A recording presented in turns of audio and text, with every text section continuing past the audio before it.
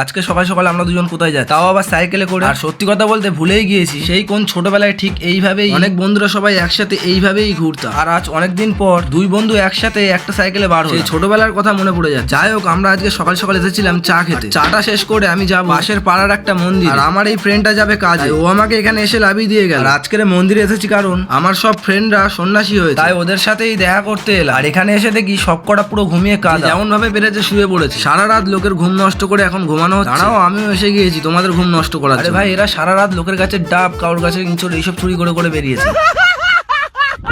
তাই আমি দাঁড়িয়ে দাঁড়িয়ে ভাবছিলাম কি করা যায় এদের সাথে। আর তখনই ওদের মধ্যে দুজন জেগে গিয়েছিল, তাই আমার কাজটা করার জন্য একটু সুবিধা হয়ে গিয়েছিল।